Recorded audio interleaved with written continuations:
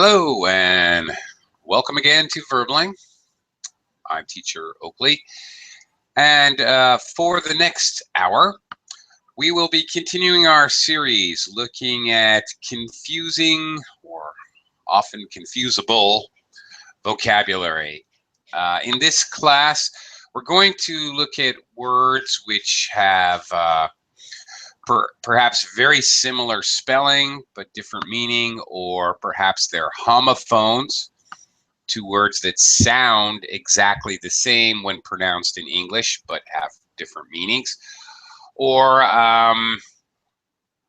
another type of confusing words where the definition maybe of one of the words is more general and another one which is quite similar, maybe even sharing the same root or base words, but is much more specific. So in any case, we'll be looking at pairs of words, or maybe occasionally three words, and doing a simple fill-in-the-blank exercise. Try to figure out which word we should use, and then we'll talk about both words and how they should be used in English.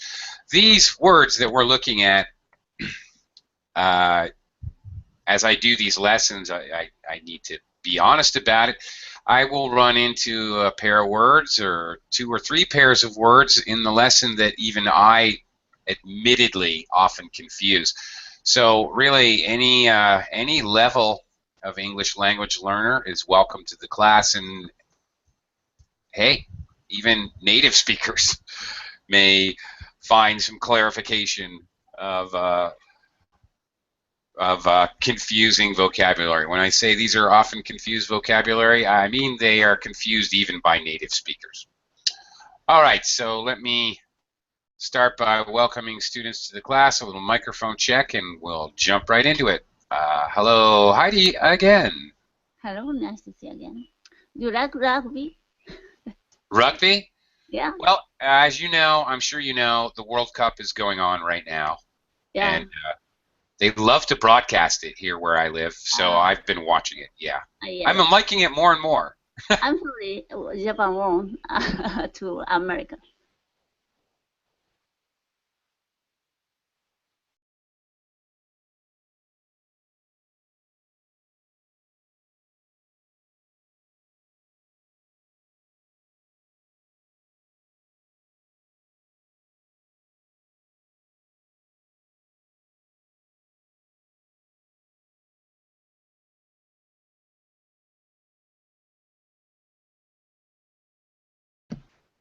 Hello, can you hear me? Yeah. Yes, good morning. I think something wrong with Oakley. Okay, thanks. It's okay.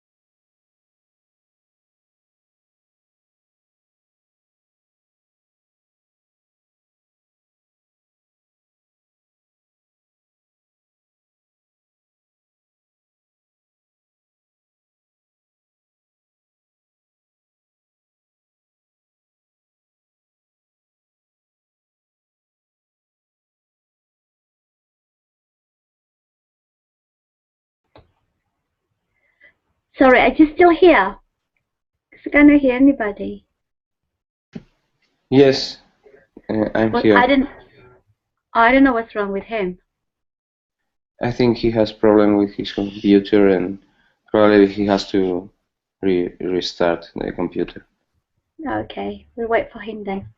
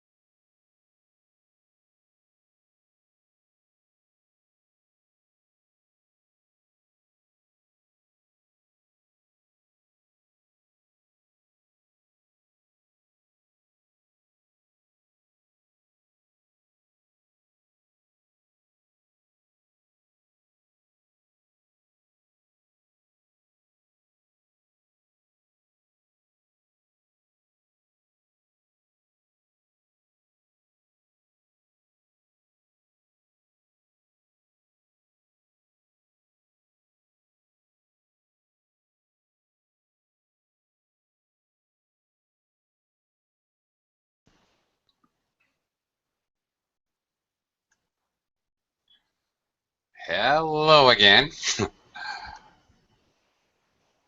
Okay. Hello, hello. All right.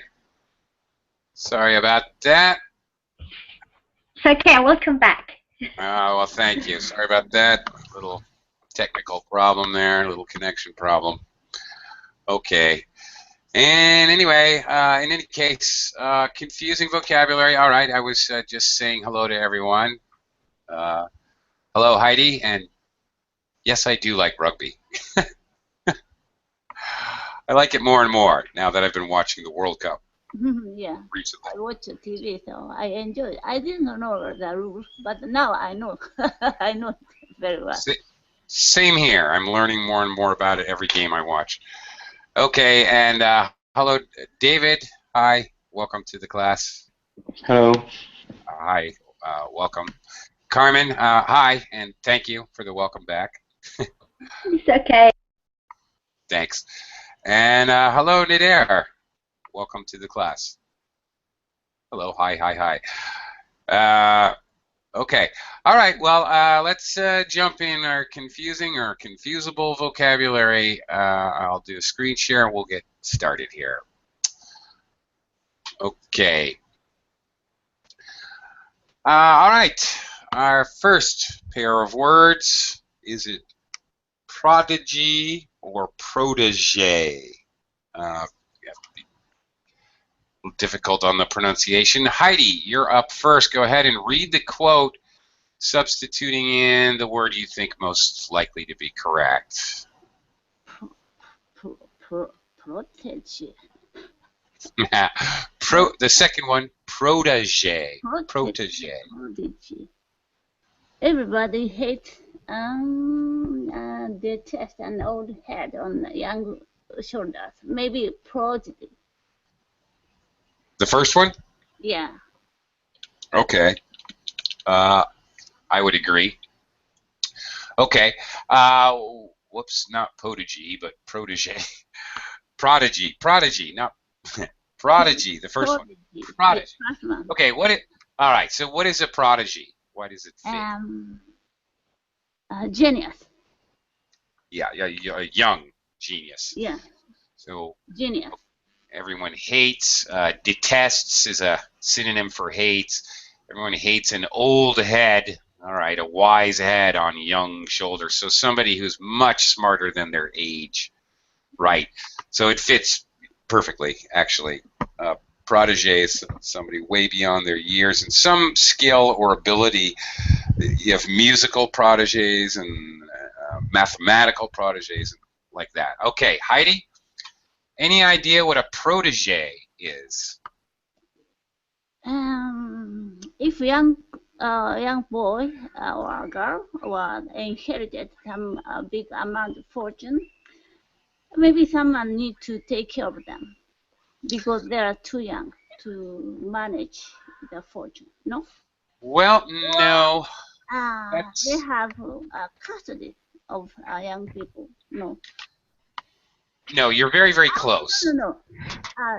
The person who younger one, he is under custody of someone. Well, kind of. Not necessarily legal custody, although perhaps they could be under legal custody, but it's not necessarily so.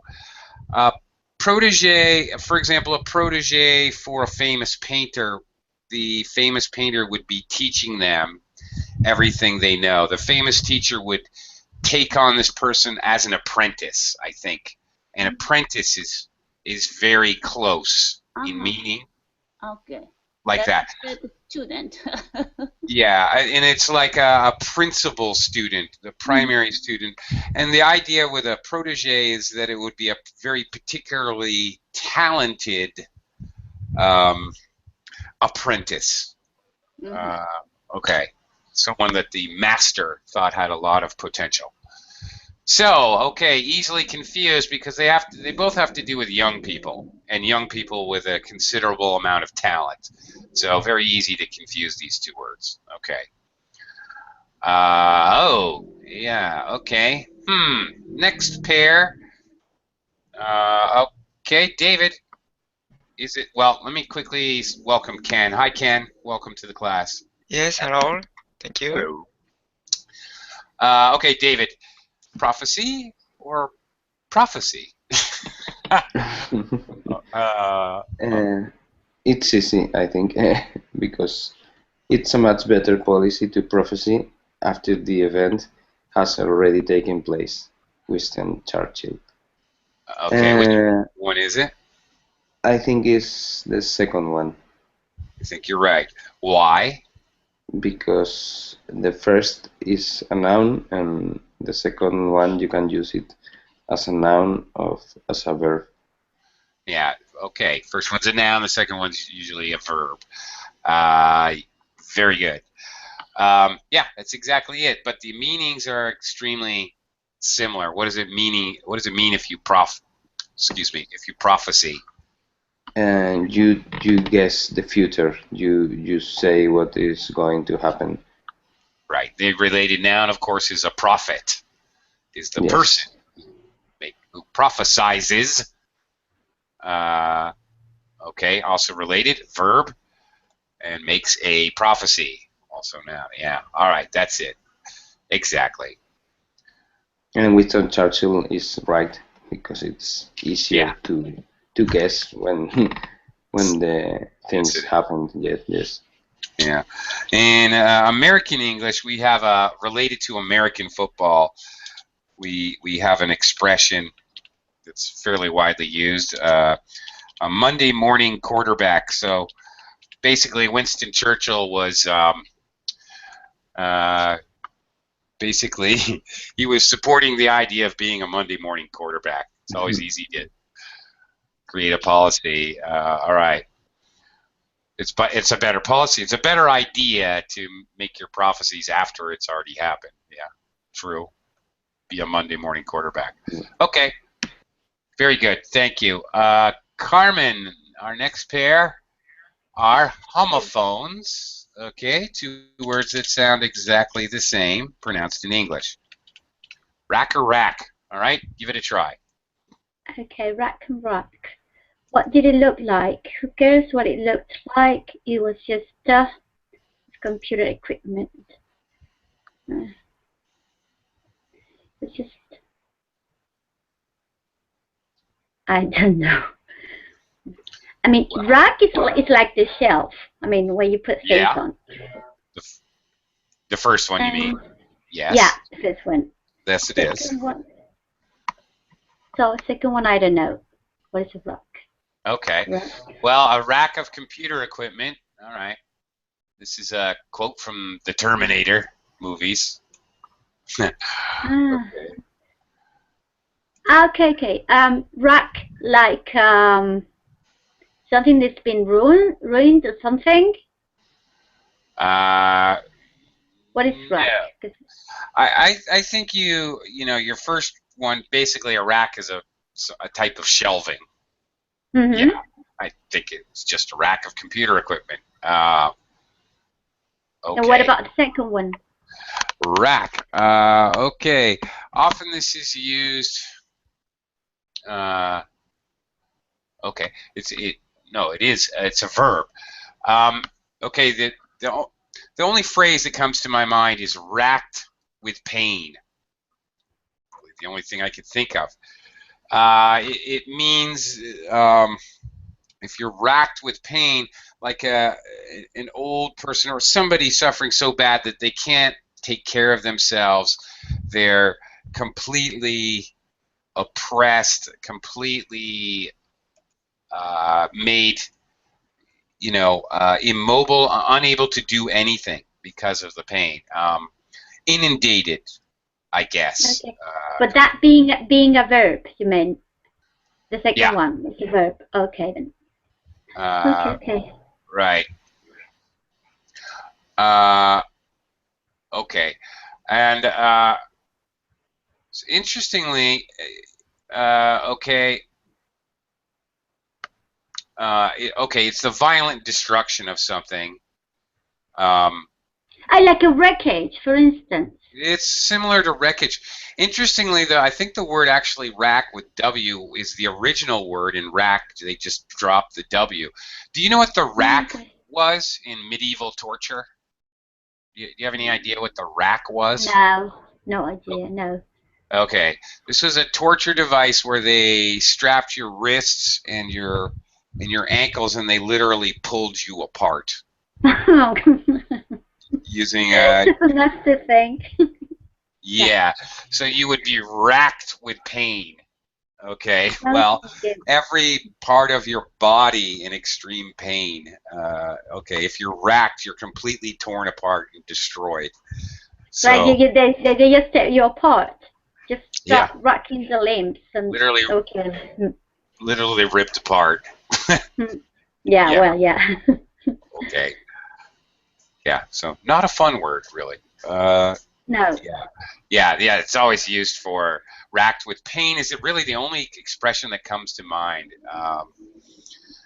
It can be used to talk about people, or it can be used to talk about things, apparently, but really a very rare word, as opposed to the first word, which is extremely common. You have a rack of dishes. I'm sure you have you probably have a clothes rack at your house. Yeah. Day-to-day normal thing. Okay, thank you. You're welcome. Nader, you get a triple. Raise, or rise. Okay. Which one are you going to pick? The quote is, "I have a dream that one day this nation will beep up and live out the true meaning of its creed. We hold these truths to be self-evident, that all men are created equal." This is from the famous "I Have a Dream" speech by Martin Luther King Jr. Okay, I have a dream, and this is how the speech starts. We'll Rise is Nader's suggestion, and I totally agree. Okay. To raise something up. Okay, it's to lift it. The first one, by the way. All right. Okay. Okay. You're lifting something else, or a raise, the first one, can be a salary lift, an increase in salary. That's correct. Although British use rise to mean a salary increase. So that's easily, another aspect of these words is easily confused. A pay rise, British people say a pay rise, and Americans say a pay raise. So another point of confusion with this group of words, actually. All right, you raise something up. You raise up your arms, you lift them, you raise up your glass and give a toast. Great. Okay, the sun rises. You rise in the morning. Okay, the sun rises, it lifts itself up. It is not, the slight difference in meaning, they're very similar, but the slight differences in meaning, sunrise, common enough word, the sun lifts itself. Okay, you rise up from bed at 7 in the morning, you lift yourself out of bed.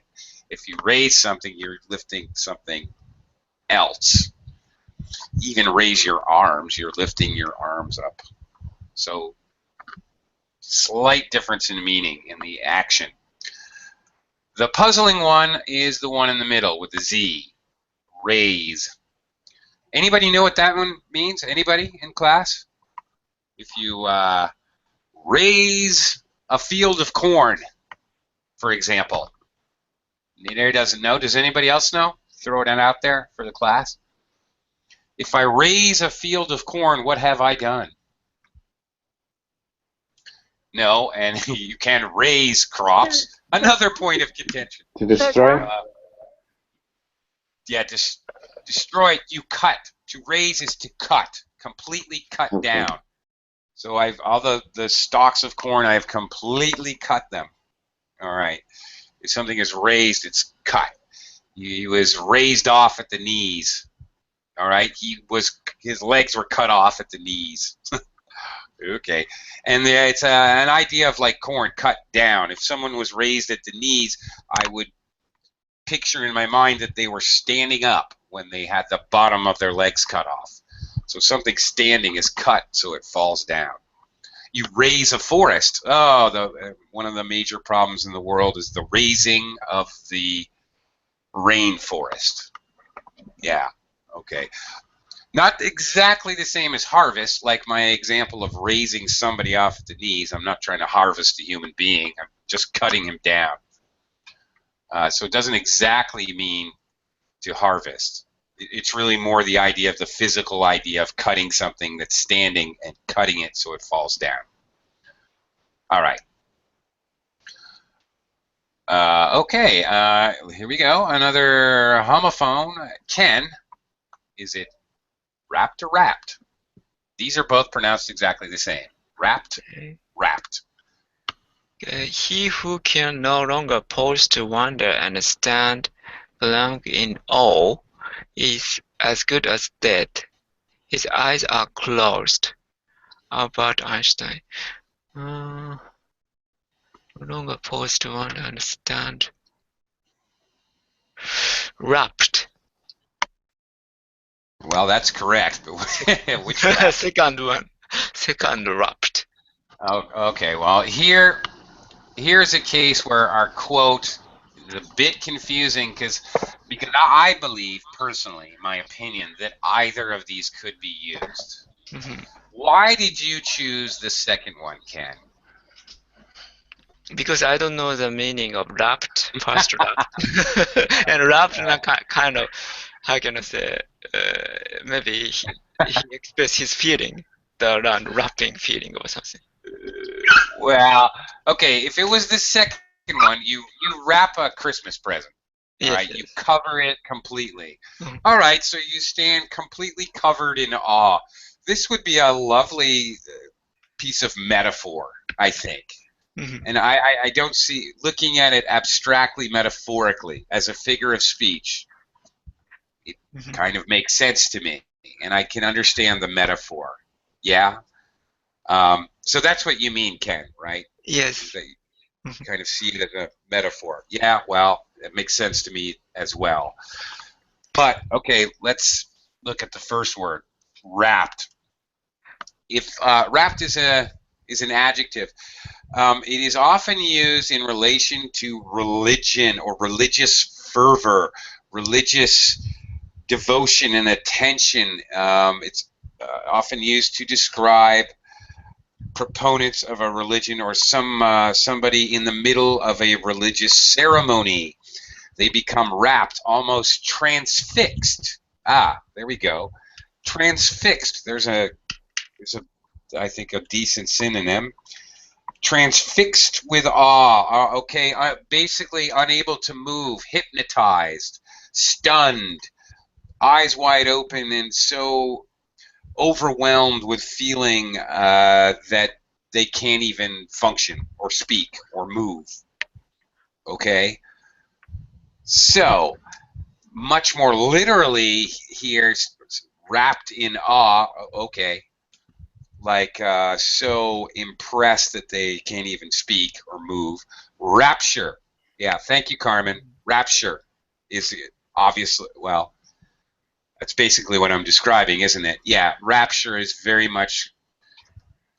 closely related to the adjective wrapped. Rapture is a noun. That's right. And wrapped is the adjective. Correct. Very good. So somebody who's experiencing rapture is wrapped. Is it formal, uncommon? Well, of course, the second word, wrapped, is ridiculously common, and everybody's going to use this word every Christmas or birthday. Oh, I need to wrap the present. Obviously, that's very super common. The first one, wrapped, well, it is not common in everyday life, but if you're talking religion or talking about a religious ceremony, then it would be extremely common. It's not overly formal and it's not overly informal, something in between. It's one of those words where if you're using it in the proper context, it would be perfectly normal to use. So there you go. Maybe even, you could see this even, the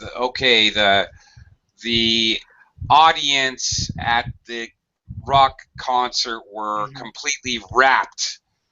We're standing in rapt admiration for the band when they sang their anthem song. You could hear it like that as well.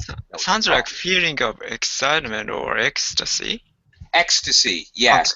Not the excitement where you're jumping up and down screaming, but the excitement where you're transfixed, you're hypnotized. You're not speaking, your mouth is open, you're drooling on yourself, maybe you're crying, but you're not speaking and you're not moving. That kind of excitement. All right. That's it. Okay. All right. Onward to our next one, Vincenzo. Welcome. Hello, hello. Yeah. Yes. Hello, teacher. Good morning. Hi. Morning. How are you today? Fine, thanks. What about you? Yeah. Okay. Oh, I'm wrapped with excitement, teacher. Wrapped. Are you wrapped with these exercises? Yeah. Not really. I have to keep talking. Yeah. Okay. Right. Right. Right or right? Oh dear. That's it. Everybody Okay. Everybody has a right. This is the first one. Is a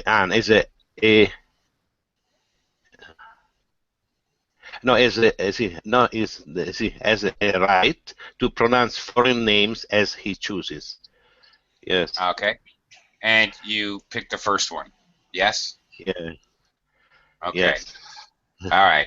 All right. Human rights. You have rights. You have certain inalienable rights. I think we saw that earlier, didn't we? No, not exactly. Okay. never mind. I was thinking it was Martin Luther quote. All right. Okay, you have rights given to you under law. When people talk about inalienable rights, you have the right to be not murdered, for example, is a basic human right, I think. Okay, right as opposed to left. There's a lots of meanings of right. Right meaning correct. Yes. Okay, lots.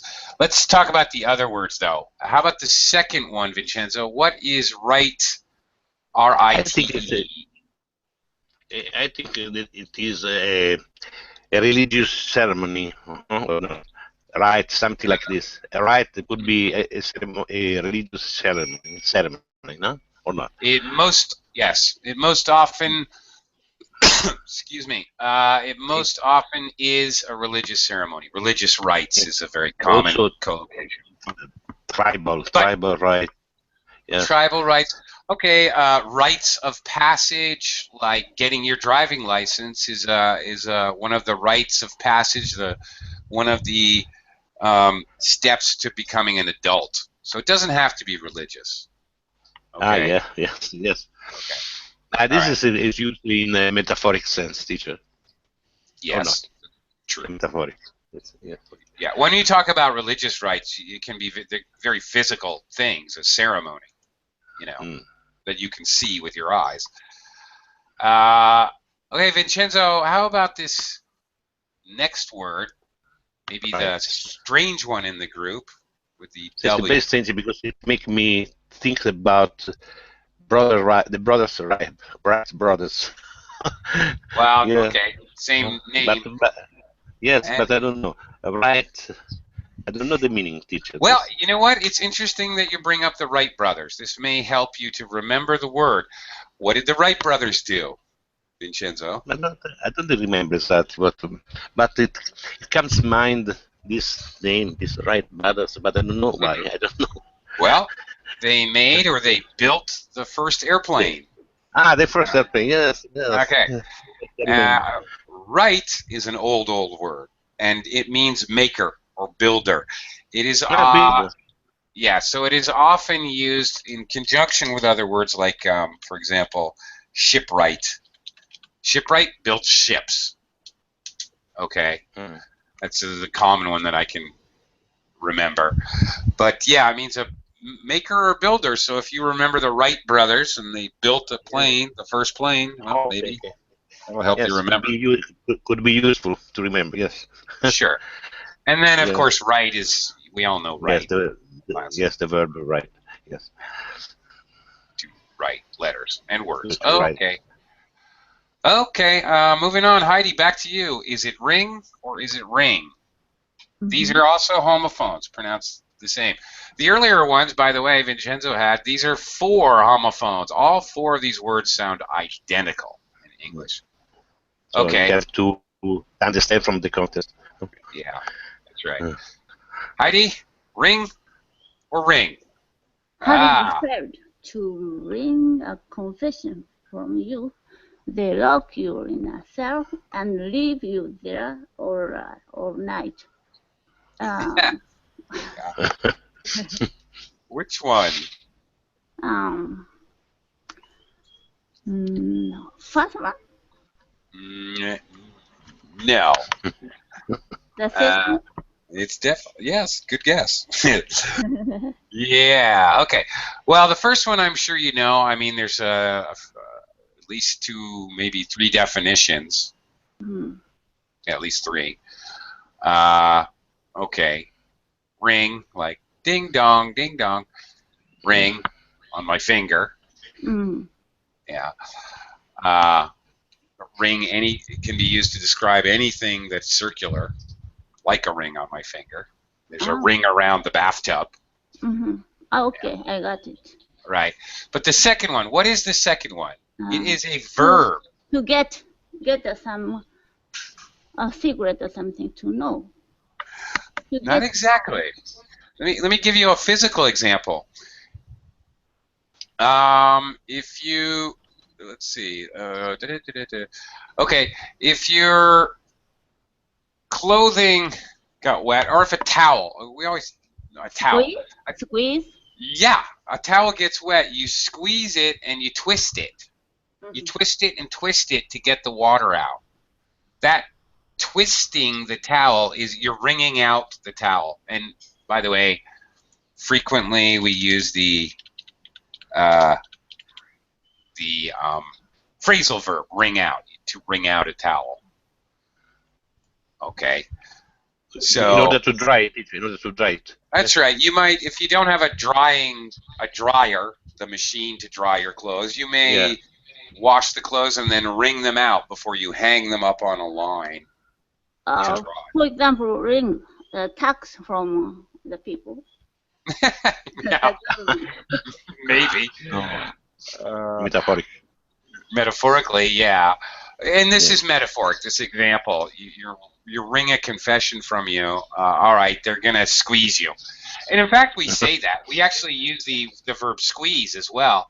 When police want to get a confession, they squeeze you. They apply maybe physical, but more emotional pressure to you. They try to trick you and get you emotionally unstable. Yeah, maybe meaning the same as Japanese, like government wring the tax from. Yeah, I can understand that, and that makes perfect sense. Yeah, I understand it. So they're squeezing the taxes out of you. They're forcing it. Like that, in a metaphoric way. Okay. So kind of a physical meaning and a more abstract meaning, often used in the abstract way. Both of these are fairly common words. Okay. Oh, all right, Carmen. Yeah. Okay. Oh, I forgot that expression. Yeah. If you're how could I forget this? My mother used to say this all the time. I'm gonna wring his neck when she was really, really mad at somebody. I'm gonna wring his neck, like twist like a towel, like I'm gonna kill him, like saying I'm gonna kill him. Obviously exaggerating. She didn't really mean it physically, but just like saying, oh, kill him.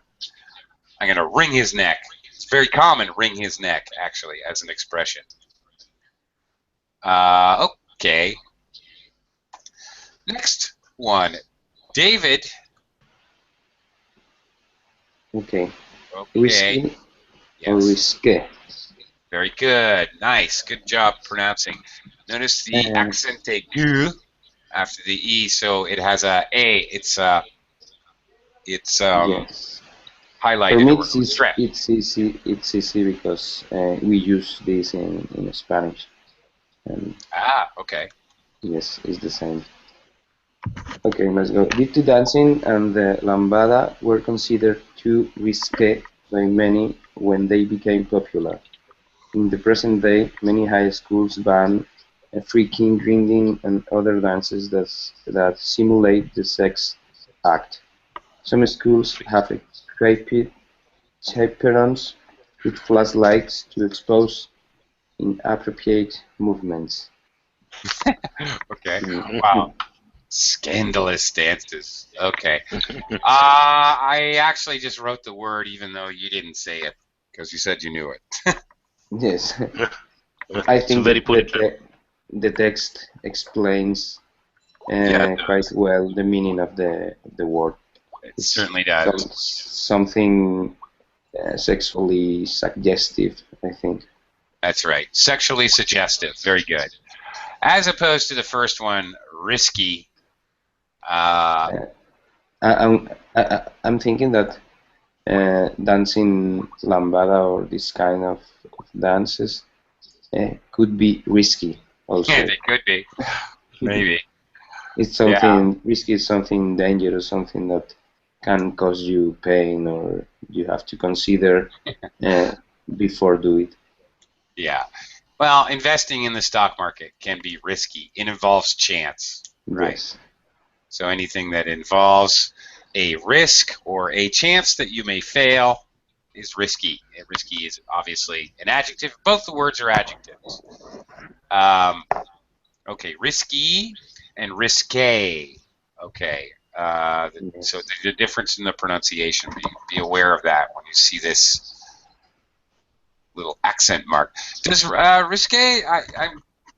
David, do you know, or maybe you don't know? I'm curious if risque, the word, was adopted from Spanish, or was it adopted from French, or do you know? For French. From French? From French, yes. I think so. We don't have this word in Spanish. Okay. All right. Thanks. Welcome. Okay. Next one should be a piece of cake for you, Carmen.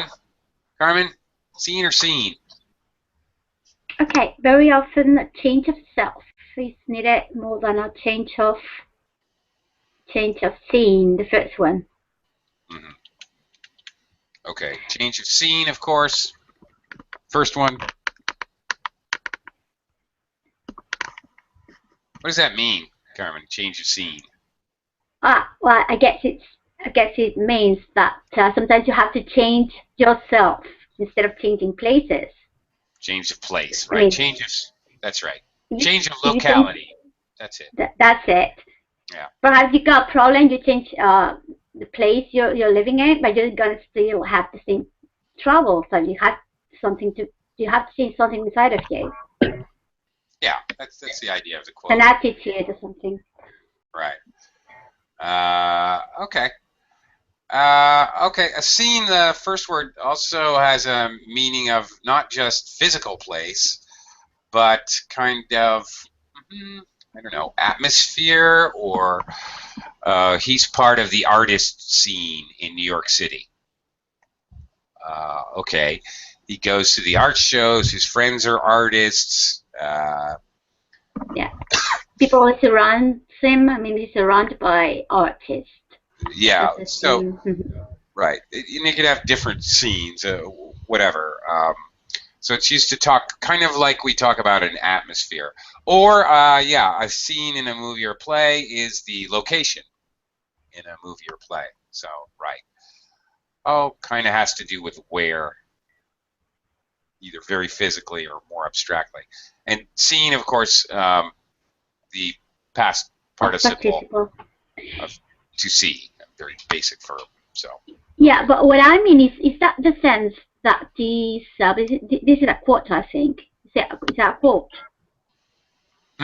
Sorry? T. Benson. Is that a quote by him? Yeah, it is a quote. And what does it mean? He means that you've got to change something inner, inside of you, instead of changing the place you're living in. For instance, I don't really get it. Yeah. Okay, is that what he means? No, you nailed it. That's why I didn't say anything about it, because you already explained it exactly. Right. Right. Yeah, many people talk about the idea you can't fix your problems by just changing. That's it. Your location. Okay, get it. All right. Okay. Nader, soul or soul? Is it soul or is it soul? In practice, nobody cares whether work is useful or useless, productive or parasitic. The sole thing demanded is that it shall be profitable. Soul, correctly, you are right. Soul means only. The first word soul means only, the sole person in the room, the only person in the room. Very good. It is also a very delicate and white flaky fish, which is quite delicious. Yes, correct, Carmen. Very good. Have yourself a little fillet of sole, some Dover sole. Quite delicious. Or the sole of your shoe. Oh, yes. How could I forget? The bottom of your shoe is also called the sole of your shoe, as opposed to soul, which has to do with the spiritual sense of self, or the spiritual sense of music. For example, soul music. All right, music that is supposed to appeal to your, inner self. Okay. Yeah, wow, this is a good quote. Kind of scary. But George Orwell quotes are usually quite scary. Yeah, I like this. Yeah, soulmate, somebody who is a match for your spiritual self. That's right. Hey there. I do like this quote. Nobody cares what work you do, as long as it makes money. Yeah. All right. Moving on. Ken. Straight or straight? Another pair of homophones.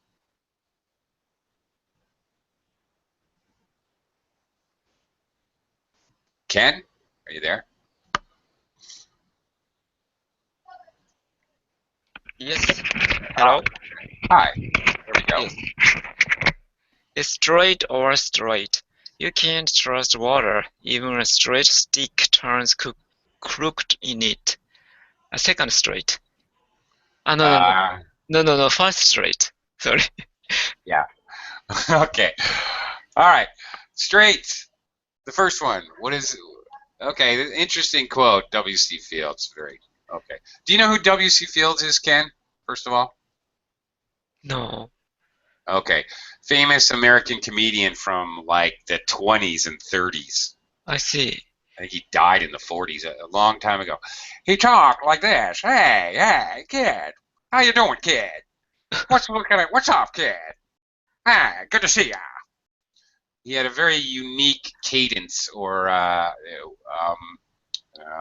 you know, kind of melodic speech. Very, very noticeable. He had an enormous nose, too, and a red. And he was famous for being drunk all the time, drinking all the time. Okay, anyway. All right. You can't trust water. So this has to do with him and alcohol. Oh, I can't drink water. You can't trust water. Hey, you can't trust water. Just give me some bourbon. Even a straight stick turns crooked in it. Okay, so it's a joke, really. Okay. Yeah, very true. Yeah, so that's why he's talking about water. A straight stick turns crooked. Like if you put a stick in the ground under the water, the refraction makes the stick look bent, right? That's the idea. Okay, so straight here he's talking about direction. Straight meaning a linear line without any bends, right? What else does straight mean, the first word? Straight direction. Yeah, okay, but more sort of abstractly. Okay, you should stick to the straight and narrow. I don't really mean that you should not make any turns. What does that mean? Sorry. Okay. Oops. So you I wrote it in bubbling chat or? no. No. I'm asking. Okay. Well, Carmen did. Straight can mean you're not gay. That's another meaning. Straight as an antonym for gay. Yes, that's another meaning. And straight can also mean somebody who. Another idea. Straight and bent. Straight, you follow the law. You follow the rules. You're a good person. All right. As opposed to crooked, you're a criminal. Crooked is very directly. He's as crooked. Okay. He's completely crooked means he's a criminal. He breaks the law. All right. Ken, how about the second word, straight? What is a straight? That means how can I say in the sea. Okay. Kind of narrow path of the sea or something. A narrow path of water. Very good. Oh, yeah. Exactly. That's exactly correct. It is also used very often metaphorically. Well, no, actually, it's direct dictionary meaning. If you're in difficult straits, second word, if you're in difficult straits, then you're in a difficult situation. Tough straits, difficult straits. Dire straits. Oh, yeah. Well, there you go. Yeah. Good. There's an example. Perfect. Dire straits. So it's often used with these kind of adjectives. All right. Difficult times or difficult positions. All right. Vincenzo, taught or taught? Yes. Each of their faces was as clear to me as in the in the moment of actual vision. The man's fat, shiny, bewildered face, the red face of the woman, the hard red line of her mouth, the eyes that were not flashing, but positively dull with rage. Oh dear. What is it, teacher? It's a very long sentence. Or talk. Now he's describing somebody. Describing faces. I think this is the second one. Yes. Okay. Yeah, because the second one is an adjective. Yeah. Okay.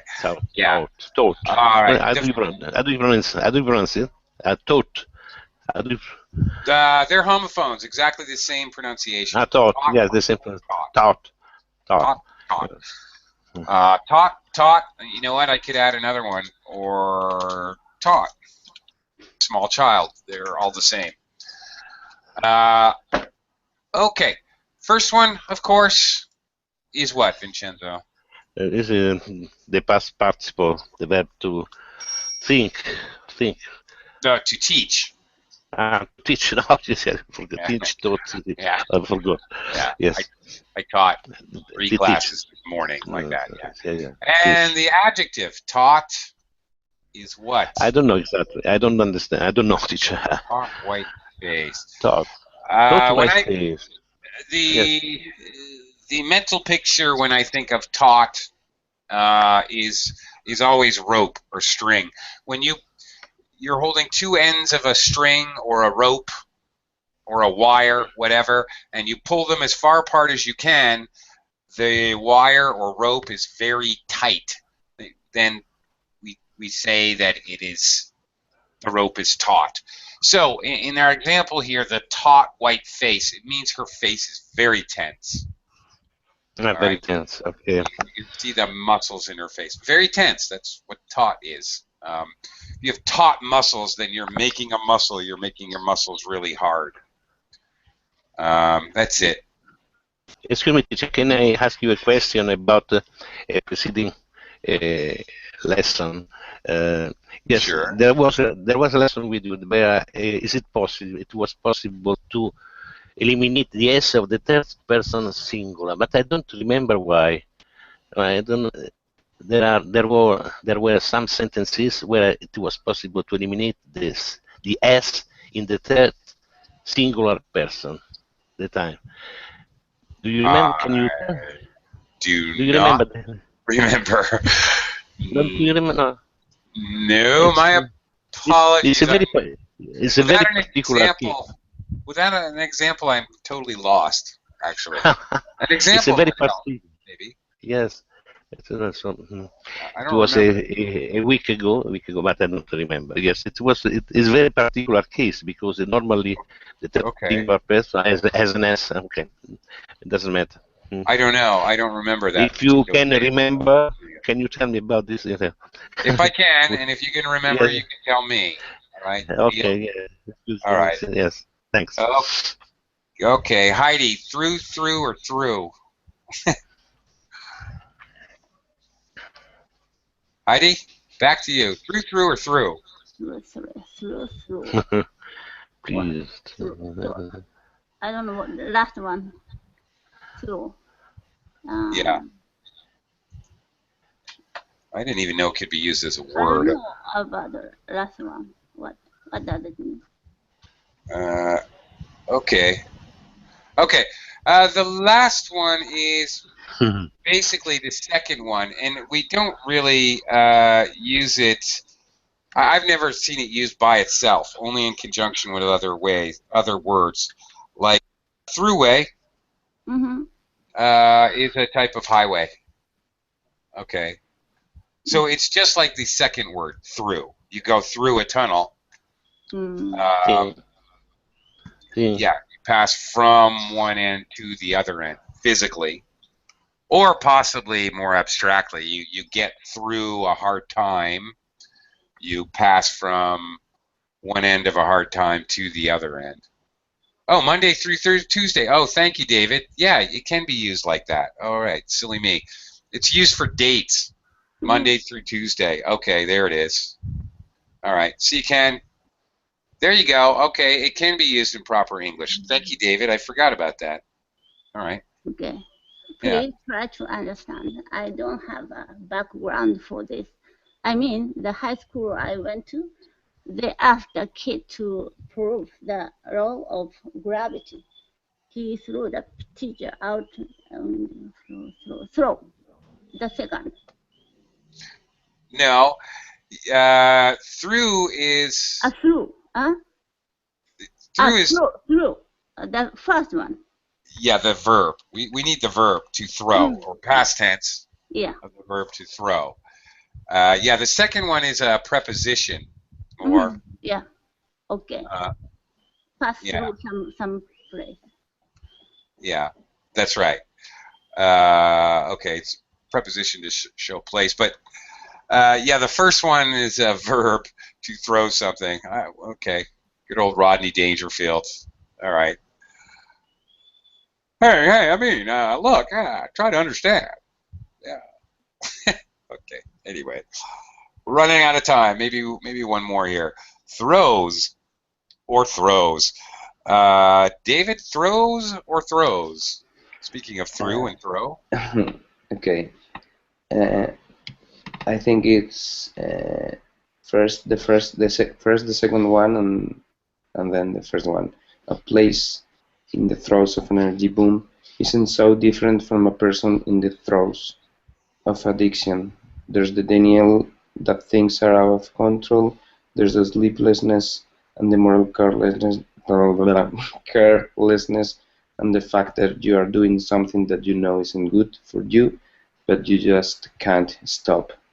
I think the first is like the last moment of something. Here in this context, the second one, it's the beginning of something. Actually, they're both exactly the same idea. In the throes of, very common, the throes of addiction. Okay. Throes. What is the meaning? How can I explain this? The throes of addiction, which is a common phrase. The first one's not very common. Okay, it has to do with a struggle, sometimes physical struggle, like an addicted person will have convulsions and be vomiting and sweating and okay, the throes of passion. Okay, you're making love. There's a lot of movement going on if you're doing it right. If you're in the throes of passion, okay, the throes of childbirth. Thank you. All right. Throes of death. Yes. Okay. All very common collocations. Talking about excessive movement, often painful or unusually strong movement. All right. Violent struggle. Okay. So, in a process of wherein the process is somewhat violent and involving very active movement or whatever, as opposed to throws, he throws the ball. Yeah, which is obviously something quite different. Okay, well, sorry to say we're out of time. Tomorrow, at the same time, we will have our last class in the series of confusing vocabulary. So I hope you can join me tomorrow. For now, for this hour, I have to say goodbye. I'm out of time. So thank you very much. See you soon. Bye-bye. Thank you. Have a